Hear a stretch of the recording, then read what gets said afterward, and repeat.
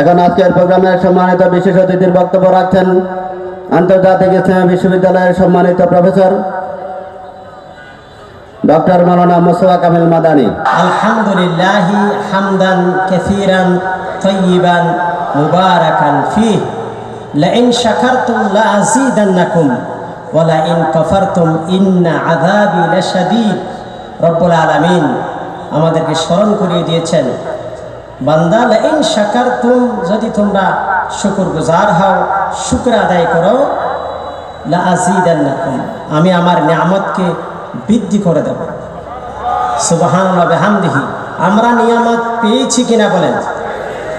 আলহামদুলিল্লাহ। আমরা স্বাধীনতা পেয়েছি, কথা বলার স্বাধীনতা পেয়েছি, আমরা হাঁটা চলা করার স্বাধীনতা পেয়েছি, মন খুলে কথা বলতে পারতেছি। এই বিড়িয়ার মাঠে এই প্যান্ডেল দেখেই তো মন খুশি, আলহামদুলিল্লাহ। পিছনে দেখেন কোনো সীমানা নেই, মঞ্চ দেখেন কোরআনের আলোতে আলোকিত। এই বিড়িয়ার মাঠে আমার মনে হয় না 15-16 বছর এরকম কোনো মাহফিল হয়েছে। আলহামদুলিল্লাহ, সুবহানাল্লাহ বিহামদিহি। এই মাঠে আমি 10 বছর ঈদের নামাজ পড়িয়েছি। ঈদাইনের জামাতের আমি ইমাম ছিলাম। কেন্দ্রীয় মসজিদের 9.5 বছর হযরত নূহ আলাইহিস সালাম 9.5 বছর দাওয়াত দিয়েছে। আমি 9.5 বছর দাওয়াত দিয়েছিলাম। সুবহানাল্লাহ বিহামদিহি বলেন। ওই বিড়িয়ার মাঠে, যে মাঠে আমি নামাজ পড়াইতাম ঈদের নামাজ, ওই মাঠে বিশাল একটা মঞ্চে আমার সম্মানিত ভাইয়েরা, যাদেরকে আমার দিল থেকে আমি মহাব্বত করি, যারা আমাকে কল করে কাঁদে, আমার অনেক মুসল্লি আমাকে কল করে কাঁদে, বলে হুজুর আপনাকে দেখি না, আপনাকে মহাব্বত করি। সুবহানাল্লাহ বিহামদিহি। আমি কখনো চিন্তা করি নাই আবার আমি এই মঞ্চে আসব, আবার এই সুদিন ফিরে আসবে, আবার গোলাপ ফুটে উঠবে, বাগান, গোলাপের বাগান, চাপা বাগান, বিভিন্ন রকমের ফুল ফলের বাগান আবার সুশোভিত হবে, সেটা আমরা চিন্তাও করি নাই। আলহামদুলিল্লাহ। এই নিয়ামত কে দিয়েছেন? সবচেয়ে বড় নিয়ামত যে বান্দার স্বাধীনতা, ইমানের স্বাধীনতা, কথা বলার স্বাধীনতা, জানমালের নিরাপত্তা, সম্ভ্রমের নিরাপত্তা। সুবহানাল্লাহ বিহামদিহি। প্রত্যেক মানুষের জন্য, প্রত্যেক মানুষের জন্য সৈয়দুল মুরসালিন 24টা বছর, নবুয়তের 24টা বছর তিনি মানুষের অধিকারকে মানুষের কাছে পৌঁছে দেওয়ার জন্য, মানুষের গোলামির জিঞ্জিরকে ছিন্ন করার জন্য, মানুষকে স্বাধীন করার জন্য, যেই সময় মানুষকে বন্দি করেই বাজারে বিক্রি করত, রাস্তা থেকে বেঁধে নিয়ে এসে স্বাধীন মানুষটাকে বাজারে তুলতে পারলেই সে গোলাম হয়ে যেত। ওই রকম জাহিলিয়ত অন্ধকার যুগের মানুষগুলিকে স্বাধীন করার জন্য, তাদের অধিকারগুলো তাদের কাছে ফিরিয়ে দেওয়ার জন্য, মানুষ যাতে স্বাধীনভাবে বাঁচতে পারে, মৃত্যুর গ্যারান্টি, স্বাভাবিক মৃত্যুর গ্যারান্টি, জানমালের নিরাপত্তা, স্বাধীনতা ভোগ করতে পারে, সেই ব্রত নিয়ে, সে উদ্দেশ্য নিয়ে, সে লক্ষ্য উদ্দেশ্য নিয়ে রাসূল যে যাত্রা শুরু করেছিল, ইনসানিয়তের যাত্রা, হুররিয়তের যাত্রা, কখনো বলে নাই, ঘোষণা দেয় নাই, কাজ করেছেন অনবরত কাজ করে বিদায় হজ্জের ভাষণে তিনি ঘোষণা দিয়েছেন। প্রথমে কাজ প্রতিষ্ঠা করেছেন মানুষের অধিকার, কথা বলার অধিকার, জানমালের নিরাপত্তা। সকল মানুষ যখন তাদের সে অধিকার পেয়েছেন, তখন রাসূল বলেছেন, কি বলেছেন? ইন্নামা দিমাউকুম ওয়া আমওয়ালুকুম ওয়া আরাদুকুম হারামুন আলাইকুম কায়াউমিকুম হাদা ফি শাহরিকুম হাদা ফি বালাদিকুম হাদা। সুবহানাল্লাহ বিহামদিহি। রাসূল বিদায় হজ্জের ভাষণে লক্ষ জনতার সামনে বললেন, নিশ্চয় আজকে আমি ঘোষণা দিচ্ছি, নিশ্চয় মানুষের জানমাল, মানুষের সম্ভ্রম এত বেশি সম্মানিত, নিষিদ্ধ, যেরকম এই পবিত্র হজের মাস, এই পবিত্র ভূমি, এই পবিত্র দিনগুলি, এই পবিত্রতার মধ্যেই আসল পবিত্রতার কথা বলতেছি, মানুষের জানমালের নিরাপত্তা, মানুষের সংগ্রামের নিরাপত্তা। আলহামদুলিল্লাহ, লক্ষ জনতার সামনে যেদিন ঘোষণা দিয়েছিলেন সেদিন সত্যিকার অর্থে মানুষ স্বাধীন ছিলেন। আলহামদুলিল্লাহ, আল্লাহ রাব্বুল আলামিন বিশ্ব নবীকে সাইয়্যিদুল মুরসালিনকে কেন পাঠালেন, সাইয়্যিদুল মুরসালিনের মিশন কি, সেটা যখন আল্লাহ আমাদেরকে পাঠ দিচ্ছিলেন, আমাদেরকে দরস দিচ্ছিলেন, আমাদেরকে আল্লাহ আদেশ দিচ্ছিলেন, আল্লাহ যখন বিধান দিচ্ছিলেন, রসুলের পরিচয় দিচ্ছিলেন, তখন কি বলেছিলেন? আল্লাযীনা ইয়াত্তাবিউনার রাসূলান নাবিয়াল উম্মিয়াল্লাযী ইয়াজিদুনাহু মাকতুবান ইনদাহুম ফিত তাওরাতি ওয়াল ইনজিল। এভাবে রসুলের পরিচয় দিচ্ছিলেন। একজন উম্মি নবী আসবেন। উম্মি বলেছেন, এখন অনেকে দিকে উম্মি বললে তাদের গায়ে জ্বালা লেগে যায়। উম্মি উম্মুন থেকে, উম্মি উম্মুন থেকে, উম্মুনের মা। যে রসুল শুধু মায়ের কাছেই শিখেছেন, পৃথিবীর কোনো মানুষের কাছে একটা শব্দ শিখান নাই, শিকার প্রয়োজন পড়েন নাই। আল্লাহ ওনাকে বিরত রেখেছেন। কোনো পৃথিবীর মানুষের কাছে রসুল গিয়ে ছাত্র হন নাই। আলহামদুলিল্লাহ, রসুলের শিক্ষক আল্লাহ। প্রথম দিন থেকে শিক্ষক ছিলেন, কোনোদিন ছাত্র ছিলেন না। উম্মি রসুলকে আল্লাহ রেখেছেন, উম্মি নবী, নিরক্ষর রেখেছেন। তিনি দিলে পাঠ করতে পারতেন না, লিখতে পারতেন না। কেন আল্লাহ এভাবে রাখলেন? কারণ উম্মি থাকাটা রসুলের মুজিজা। সুবহানাল্লাহ বিহামদি। কারণ বিশ্বনবীর সবচেয়ে বড় মুজিজা হলো আল কোরআন, কিতাবুল্লাহিল খালিদ, চিরন্তন কিতাব।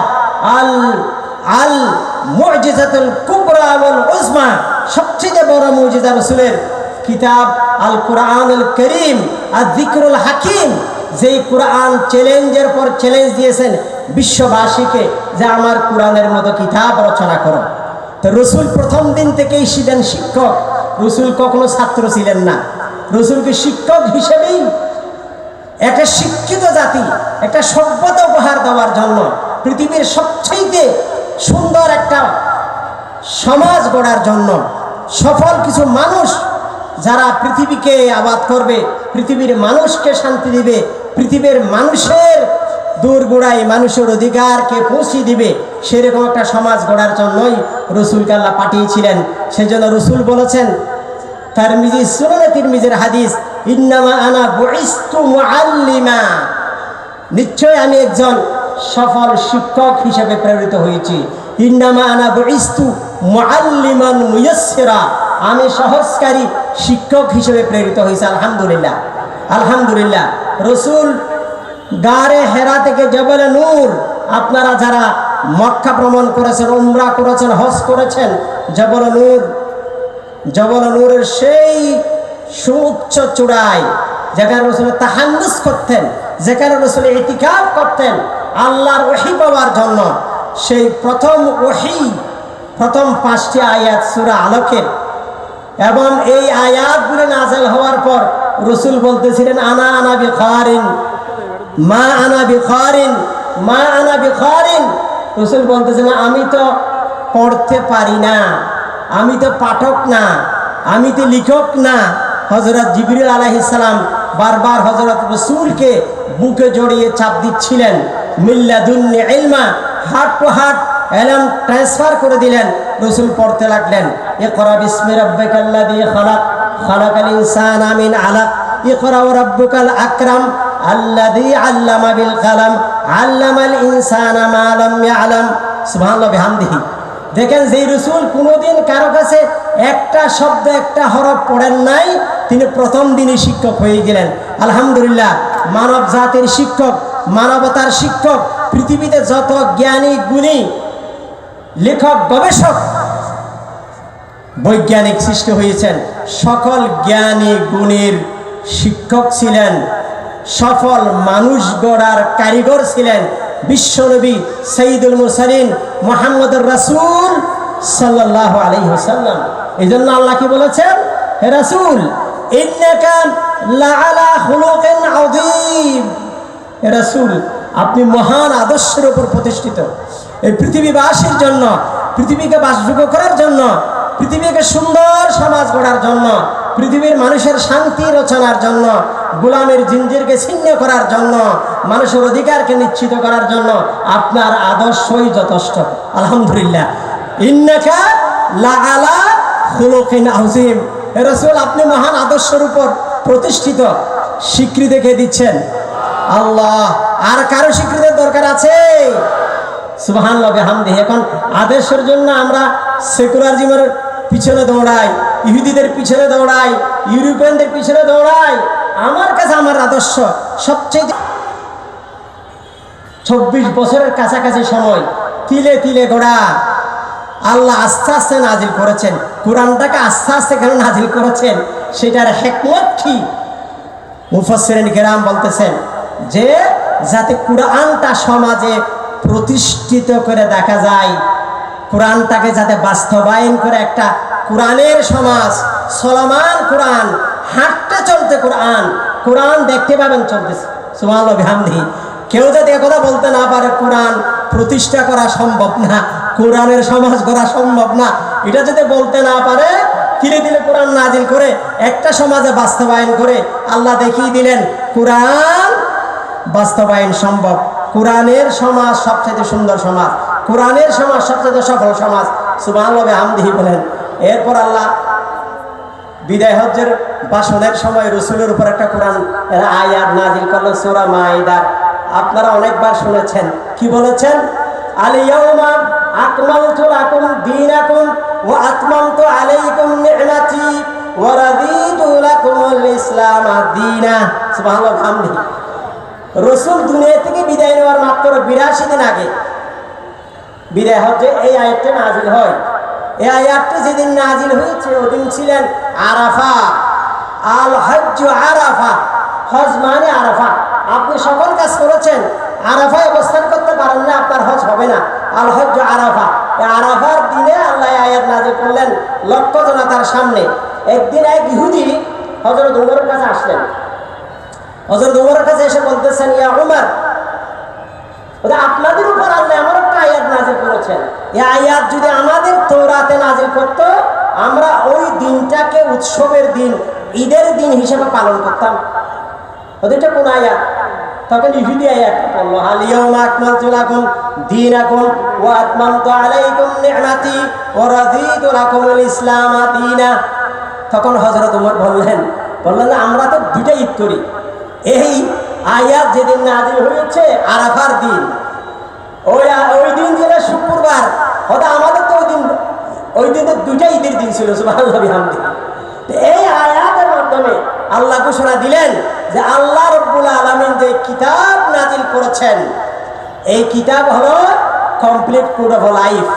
আপনার জীবনের প্রতিটা ক্ষেত্রে, আপনার জীবনের পরতে পরতে, পাতায় পাতায়, ঘুমে চেতনে, আপনি সকালে ঘুম থেকে উঠলেন, ঘুম যাওয়া পর্যন্ত, ঘুমেও আপনার কিভাবে চলবেন, কিভাবে ঘুমাবেন, ডান কাঁধে ঘুমাবেন, ঘুমানোর সময় কোন দোয়া পড়বেন, উঠার সময় কোন দোয়া পড়বেন, বাথরুমে কিভাবে ঢুকবেন, বাথরুমে কিভাবে বসবেন, ঘুম থেকে উঠবে কিভাবে হাত ধুবেন, প্রত্যেকটা জিনিস একজন মা একটা বাচ্চা জন্ম দেওয়ার পর যেভাবে মা মানুষকে, একজন শিশুকে শিখায়, বিশ্বনবী সাইয়্যিদুল মুরসালিন উম্মতকে প্রত্যেকটা জিনিসের শিক্ষা দিয়েছেন, হাত্তাল বুল ওয়াল বারাস। সুবহানাল্লাহ বিহামদিহি।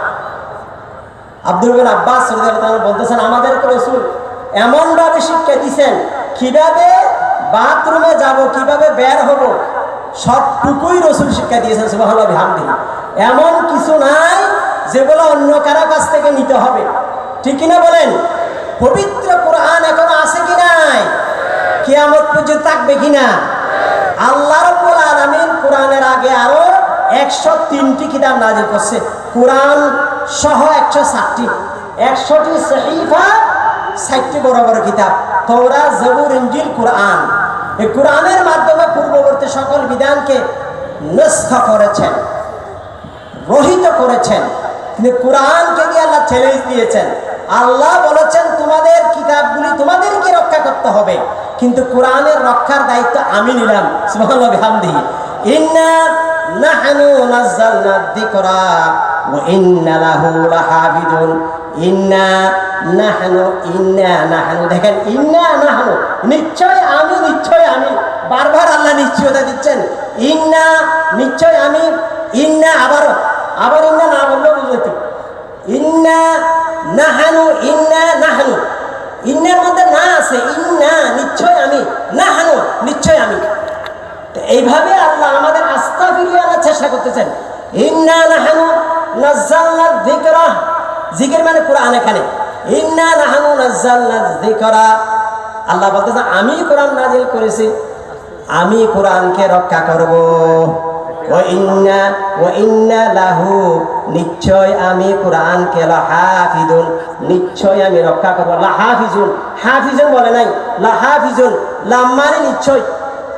এই কোরআনকে কিয়ামত পর্যন্ত সংরক্ষণ, হেফাজতের দায়িত্বকে নিয়েছেন আল্লাহ। কোরআনের একটা হরফ, একটা শব্দ কিছুই বিকৃত করতে পারে নাই, কিয়ামত পর্যন্ত পারবে না। সুবহানাল্লাহ বিহামদিহি।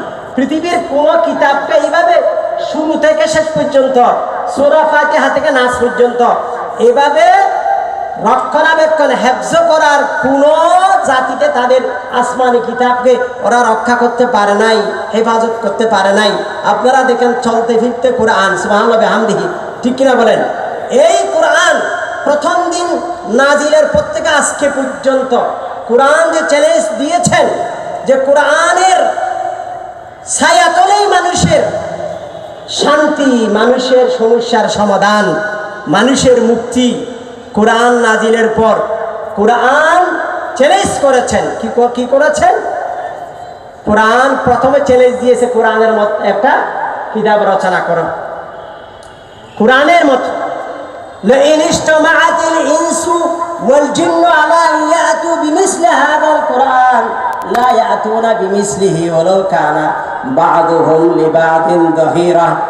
আল্লাহ রাব্বুল আলামিন চ্যালেঞ্জ দিচ্ছেন, لئن اجتمعت الإنس والجن, মানুষ এবং জিন একত্রিত হয়ে যদি চেষ্টা করে, চেষ্টার পর চেষ্টা, বছরের পর বছর, শতাব্দীর পর শতাব্দী যদি চেষ্টা করে, لئن اجتمعت ইনসু ওয়াল জিন্নু আলা ইয়াতু বিমিসলি হাদাল কুরআন, কোরআনের মতো রচনা করবে, লা ইয়াতুনা বিমিসলিহি, কোরআনের মতো রচনা করতে পারবে না।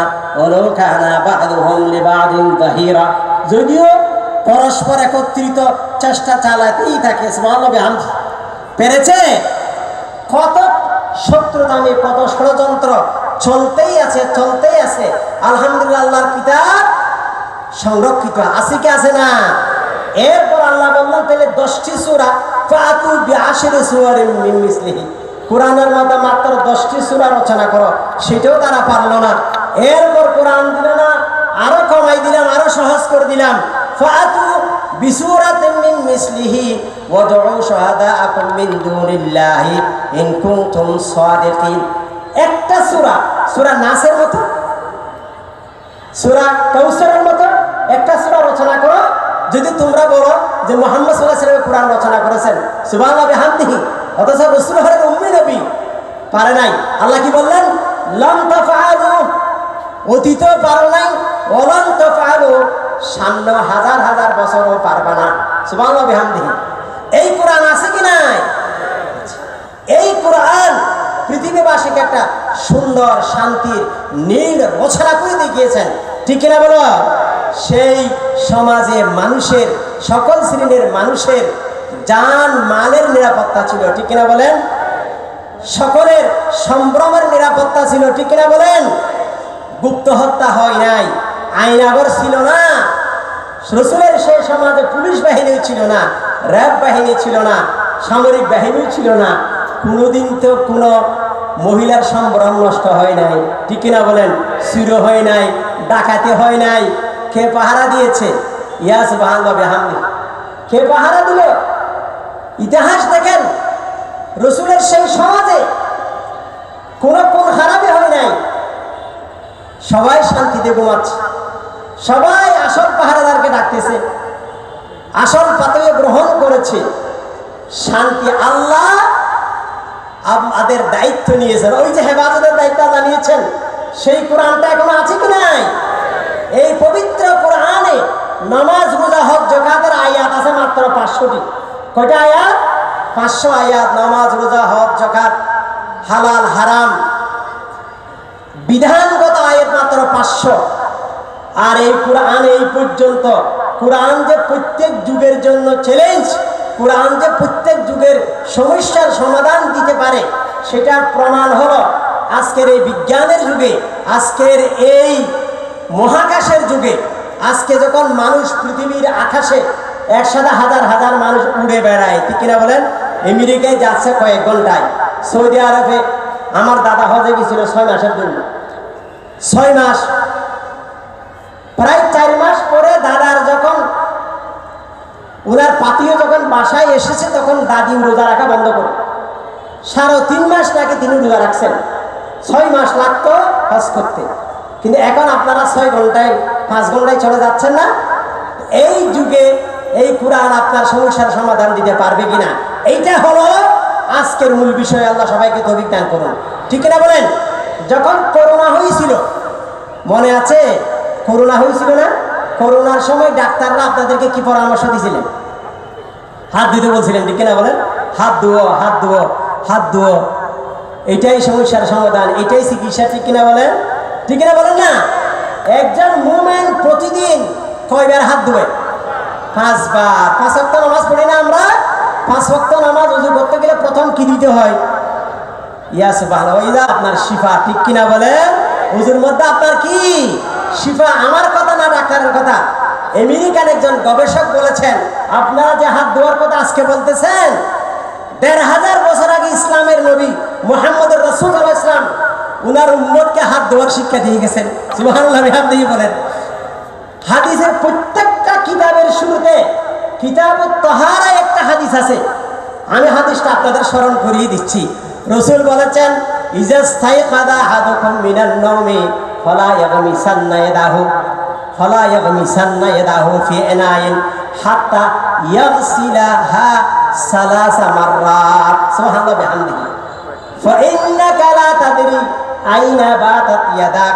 সুবহানাল্লাহ বিহামদি। রাসূল বলেছেন, তোমাদের কেউ যদি ঘুম থেকে উঠে, তোমাদের কেউ যদি ঘুম থেকে জাগ্রত হয়, 2টা হাত কবজি পর্যন্ত তিনবার দৌত করার আগে কোনো পাত্রে হাত দিও না, কারণ তোমার হাতে জীবাণু আছে। সুবহানাল্লাহ বিহামদি। তোমার হাতে কি আছে? ফা ইন্নাকা লা তাদরি আইনা বাতাত ইয়াদাক। তুমি জানো না তোমার হাত কোথায় কোথায় বিচরণ করেছে। এই যে জীবাণু দেখার মাইক্রোস্কোপ আবিষ্কার হয়েছে 100 বছর হয় নাই, কিন্তু 1450 বছর আগে বিশ্বনবী বলে দিলেন যে তোমার হাতে জীবাণু আছে, হাত ধোও। সুবহানাল্লাহ বিহামদি। এই জন্য ইসলাম তাহারাতকে ঈমানের অঙ্গ করেছেন। সহিহ হাদিস, আত-তাহারাতু শাতরুল ঈমান। সুবহানাল্লাহ বিহামদি। আত-তাহারাতু আত-তুহুরু শাতরুল ঈমান, আন-নাযাফাতু মিনাল ঈমান। এইভাবে হাদিসে বারবার এসেছে পবিত্রতা ঈমানের অঙ্গ, তাহারত ঈমানের অঙ্গ। ইসলাম গ্রহণ করার সময় গোসল করতে হয়, ওযু করতে হয়, ঠিক না বলেন? প্রথম দিন থেকে আপনাকে পরিষ্কার পবিত্র করে নিচ্ছে। আপনার এই ওযু, আপনার এই গোসল শুধু কষ্ট দেওয়ার না, এটা আপনাকে পরিচ্ছন্ন পবিত্র করার, আপনার শরীর থেকে জীবাণুকে দূর করার ব্যবস্থা করেছে। আলহামদুলিল্লাহ বলেন। কয়বার ওযু করেন? 5 বার। 3 ফাঁসা 15 বার হাত দিতেছেন, মুখ দিতেছেন, কুলি করতেছেন, নাকে পানি দিতেছেন। পৃথিবীর কোন ধর্মের মধ্যে আছে, পৃথিবীর কোন জাতির মধ্যে আছে এইভাবে পবিত্রতা? সুবহানাল্লাহ বিহামদিহি। রাসূলকে জিজ্ঞেস করা হলো, ইয়া রাসূলুল্লাহ, কিয়ামতের দিন অসংখ্য নবীর উম্মত, আপনার উম্মত সবচেয়ে বেশি হবে, আপনার উম্মতকে কিভাবে চিনবেন ইয়া রাসূলুল্লাহ? এত উম্মতের মধ্যে মানুষ তো সব একরকম, আপনার উম্মতকে চিনার উপায় কি? রাসূল বললেন, সুবহানাল্লাহ বিহামদিহি, আমার উম্মতকে চিনার সহজ উপায় আছে। কিরকম? রাসূল বললেন, তোমার উট আছে? এটা আছে তো। অর্থাৎ তোমার উটের মধ্যে কিছু উট যে তার শরীরের উপরে দাগ থাকে, কপালে দাগ থাকে, এরকম দাগওয়ালা উট তোমার আছে কিনা? বলছি, ইয়া রাসূলুল্লাহ আছে তো। ওই দাগওয়ালা উটটা চিনতে তোমার কষ্ট হয়? ওটা না, কষ্ট হয় না। ওটা আমার উম্মতের হাত পা মুখ জ্বলতে থাকবে, উজ্জ্বল হবে, ছকছক করবে। ওই হাত পা দেখে দেখেই কিন্তু আমি উম্মতকে কি করব, চিহ্নিত করব। সুবহানাল্লাহ বিহামদিহি, ঠিক না বলেন? তাহলে অজু করতে হবে কিনা? অজু কি জন্য করবেন? ঘুমানোর জন্য নাকি নামাজ পড়ার জন্য? নামাজ কয় ওয়াক্ত পড়তে হবে? 5 ওয়াক্ত।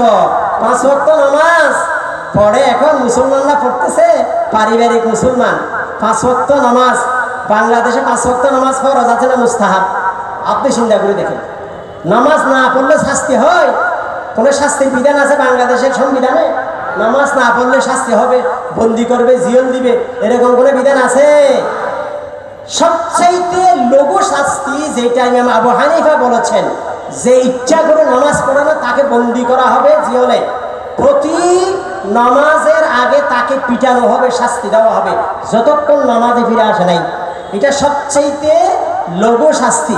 আর অন্যান্য ইমামরা বলেছেন, যারা ইচ্ছা করে নামাজ ছাড়ে, মান তারাকাস সালাতা ফাকাদ কাফার, যে ব্যক্তি নামাজ ছাড়লো সে কাফের হয়ে গেল, যে ব্যক্তি নামাজ ছাড়লো সে কাফের হয়ে গেল।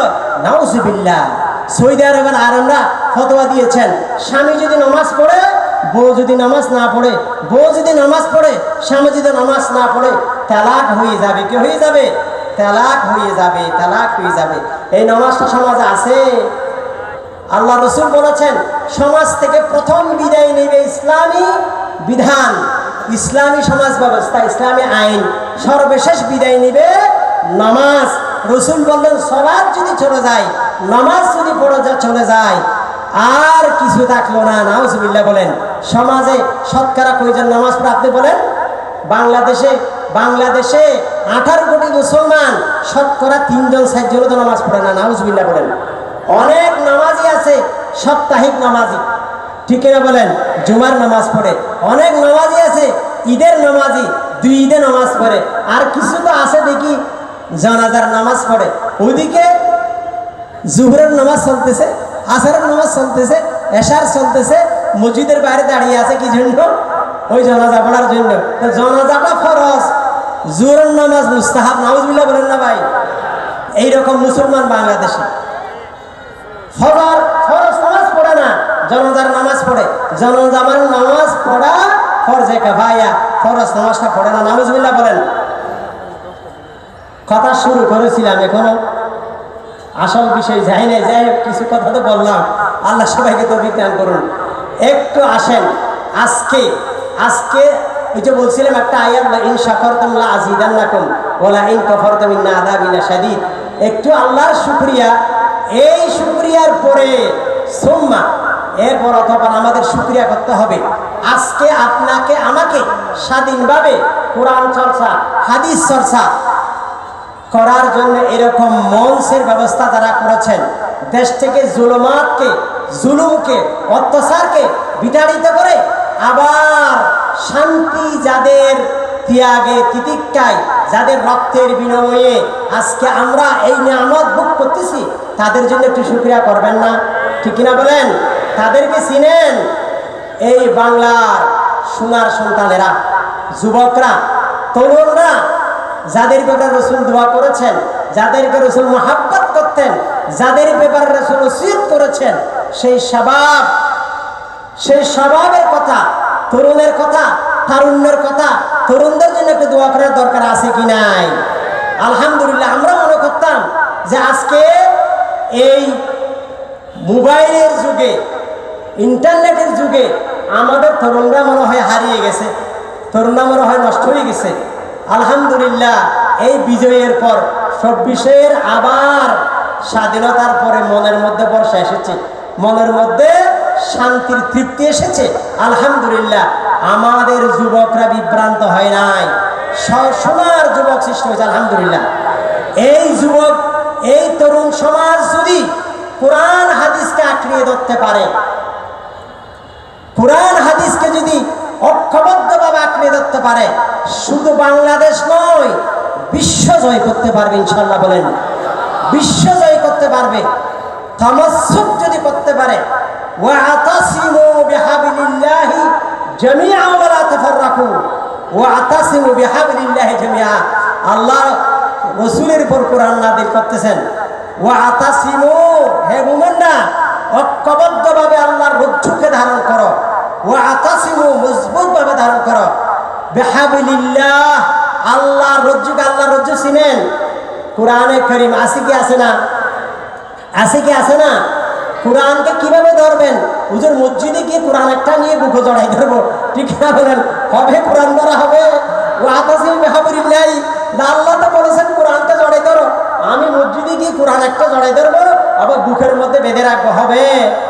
ওয়াতাসিমু বিহাবিলিল্লাহ জামিআ ওয়া লা তাফাররাকু, কোরআনকে জড়াই ধরবেন কিভাবে সেটা বলার যদি অনুমতি দিলে আমি আর দুই একটা কথা বলতে চাই। কোরআনকে কিভাবে জড়াই ধরবেন? কোরআনকে তো জড়াই ধরলে গ্যারান্টি আছে, ওয়ারেন্টি না, কি আছে?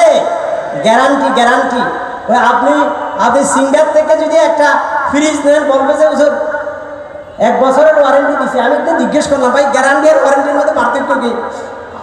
গ্যারান্টি বা গ্যারান্টি না হলে না, আমাদের গ্যারান্টি না ওয়ারেন্টি আছে। কিন্তু ওয়ারেন্টি কি? হুজুর 1 বছর ফ্রি সার্ভিস দেবো, নাউজুবিল্লাহ বলেন। আমি বললাম যে 1 বছর তো এই ফ্রিজে কোনো সমস্যা হবে না, এটা আমি নিশ্চিত। 1 বছর আপনাকে লাগবে না, তো এইটা দুগাবাজি না? আল্লাহ যা দিয়েছেন ওয়ারেন্টি না গ্যারান্টি? গ্যারান্টি দিয়েছেন। আল্লাহ বলেছেন যে আমার কোরআনকে ভালোভাবে ধারণ করো, ইহকালের শান্তি পরকালের মুক্তি, ইহকালের শান্তি পরকালের মুক্তি উভয়টাই আছে। আলহামদুলিল্লাহ বলেন না? আলহামদুলিল্লাহ, আলহামদুলিল্লাহ। কিভাবে কোরআনকে কিভাবে ধারণ করবেন? কোরআনকে ধারণ করার জন্য কোরআনের হক আদায় করতে হবে, কোরআনের হক আদায় করতে হবে, ঠিক কিনা বলেন? কোরআনের হকটা একটু বলি, একটু বলতে হচ্ছে। আজকে অসংখ্য ঘরে কোরআন আছে, আবার অসংখ্য ঘরে কোরআন নাই। আমরা ছোটকালে দেখেছি একটা মেয়ে বিয়ে দেওয়ার সময় বাবা একটা কোরআন দিত, আমার দেখা একটা কোরআন দিত, এটা একটা প্রথম হাদিয়া, একটা কোরআন। হাদিয়ার লিস্টে লেখা থাকতো প্রথম হাদিয়া হলো কোরআন, ঠিক না বলেন? দেখেছেন আপনারা? বাবা যে হাদিয়া দিত, হাদিয়ার প্রথম জিনিসটা হলো কোরআন। এই কোরআন অনেক বাড়িতে আছে, আছে কি আছে না? হুজুর কোরআনটাকে সুন্দর করে কভারিং করে মাশাআল্লাহ সুন্দর কাপড় জড়িয়ে মুড়িয়ে ওই আলমিরার মধ্যে ঢুকে রাখছি, তালা দিছি 2-3টা, 1টা 2টা 3টা ধাপে ঢুকে রাখছি। মাঝে মধ্যে বাইর করি, একটু চুমু খাই, একটু বুকে জড়াই। বছরান্তে ঈদের দিন শুক্রবারে বের করি, আর মাঝে মধ্যে তাবিজ দোয়া লাগলে কোরআনের কাছে যাই, ঠিক কিনা বলেন? ঠিক কিনা বলেন? অসংখ্য মুসলমান আছে, মুসলমানের ঘর আছে, কোরআন আছে, কোরআন পড়া হয় না, ঠিক কিনা বলেন? বা পড়তে পারে না, পড়ে না অথবা পড়তে পারে না, পড়লো শুদ্ধ করে পড়তে পারে না, শুদ্ধ করে পড়তে পারলো কোরআন বুঝে না, কোরআন বুঝলো কোরআনের উপর আমল করে না, কোরআনের উপর আমল কিছু করলো কোরআনের পথে ডাকে না, ঠিক কিনা বলেন? তো কোরআনের সমাজ থেকে আসবে। আপনি কোরআনওয়ালা, রসুল চলে যাওয়ার পর, খাতামুন নবিয়্যিন চলে যাওয়ার পর আর কোন নবী আসবেন? আর কোন নবী আসবেন? আর কোন কিতাব আসবে? এই কোরআনের দাওয়াত প্রত্যেক ঘরে, পরিবারে, সমাজে কোরআনটাকে প্রতিষ্ঠা করার দায়িত্ব কার? আপনাদের না মনে হয়? কাদের? হিন্দুদের, ইউরোপিয়ানদের, আফ্রিকান মানুষের মনে হয়। বাংলাদেশের মানুষকে আল্লাহ মাফ করে দিছে না? হ্যাঁ, রাসূল কি বলেছেন? ফলিবাল্লিগু শাহিদুল গায়বা, বিদায় হজ্জে রাসূল বলেছেন লক্ষ জনতার সামনে, আলা হাল বাল্লাগতু, রাসূল বললেন আমি কি আমার নবুয়তের দায়িত্ব পালন করলাম? হে আমার উম্মত, আমি 24 বছর অক্লান্ত পরিশ্রম করে এই বিদায় হজ্জের ভাষণে বলতেছি, আমি কি তোমাদের কাছে দ্বীনের কোরআনের দাবি পূরণ করেছি? সবাই বলল বলা, ইয়া রাসূলুল্লাহ, হে রাসূল অবশ্যই অবশ্যই। 3বার জিজ্ঞেস করলেন আলা হাল বাল্লাগতু, আলা হাল বাল্লাগতু, আলা হাল বাল্লাগতু, 3বার। সাহাবাই কেরাম বললেন বালা ইয়া রাসূলুল্লাহ, হে রাসূল অবশ্যই আপনি কোরআনের দাবি পূরণ করেছেন, যথাযথভাবে ইসলামকে প্রতিষ্ঠিত করে একটা সমাজ গঠন করে পূর্ণাঙ্গ দ্বীনকে মানুষকে বুঝিয়ে সুন্দর শান্তির বীর রচনা করেছেন। এরপর রাসূল আসমানের দিকে হাত তুলে এভাবে হাত তুললেন, ফলিবাল্লিগু শাহিদুল গায়বা, আল্লাহুম্মা শাহাদ, আল্লাহুম্মা শাহাদ, আল্লাহুম্মা শাহাদ। হায় আল্লাহ আপনি সাক্ষী থাকুন, আল্লাহ আপনি সাক্ষী থাকুন, আল্লাহ আপনি সাক্ষী থাকুন যে আমি মানুষের কাছে কোরআন পৌঁছে দিয়েছি। আলহামদুলিল্লাহ, এখন আপনারাই এই কোরআনের খাদেম, কোরআনের পাঠক, কোরআনের গবেষক, কোরআনের দ্বারক, কোরআনের বাহক। এই কোরআন নিয়ে আপনাদেরকে প্রতিজন মানুষের ঘরে ঘরে যেতে হবে, শান্তির নীড় রচনা করতে হবে, মানুষকে দাওয়াত দিয়ে কোরআনের পথে আনতে হবে। যেই জাতিরই হোক না কেন, যেই ধর্মেরই হোক না কেন, কোরআনের দাওয়াত যদি আপনি পৌঁছাইতে পারেন, রসুলের পদ্ধতিতে পৌঁছাইতে পারেন, মানুষের অন্তরে আপনি ঢুকতে বেশিক্ষণ লাগবে না, কোরআনের সমাজ প্রতিষ্ঠা হবেই হবে। কারণ এই পৃথিবীতে বেঁচে থাকার জন্য, এই পৃথিবীতে আপনাদের বাকি থাকার জন্য, পৃথিবীতে আপনি আমি থাকবো কিনা তার সিদ্ধান্ত হবে আপনি কোরআন এবং হাদিসকে ধারণ করেছেন কিনা। আমাদের মধ্যে যদি উপকারিতা থাকে, যোগ্যতা থাকে, সবচেয়ে বড় যোগ্যতা হলো তাকওয়ার যোগ্যতা। যদি যোগ্যতা থাকে, আমরা যদি যোগ্য হই, আল্লাহ আমাদেরকে রাখবেন। আর যদি যোগ্য না হয়, হয়তোবা আমাদেরকে বদলে দিয়ে আরেকটা সমাজে কোরআনের দায় সৃষ্টি করে ইউরোপ থেকে, আমেরিকা থেকে এসে আমাদেরকে দাওয়াত দিবে, কোরআনের দাওয়াত দিবে, কোরআনের পথে ডাকবে। আল্লাহ বলেছেন, ওয়া আম্মা মা ইয়ানফাউন নাস ফায়ামকুসু ফিল আরদ, ওয়া আম্মা মা ইয়ানফাউন নাস ফায়ামকুসু ফিল আরদ। যাদের মধ্যে উপকারিতা আছে, মানফাইয়াত আছে, যারা কোরআনকে ধারণ করেছে, হাদিসকে ধারণ করেছে, তারাই টিকে থাকবে। তুমি আমি যতই মুসলমান বলি না কেন, কোরআন যদি ধারণ করতে না পারি, সলমান কোরআন যদি হতে না পারি, আমাদের অস্তিত্ব টিকবে না। আল্লাহ সকলকে বোঝার তৌফিক দান করুন। ওয়া আখিরু দাওয়ানা আনিল হামদুলিল্লাহি রাব্বিল আলামিন।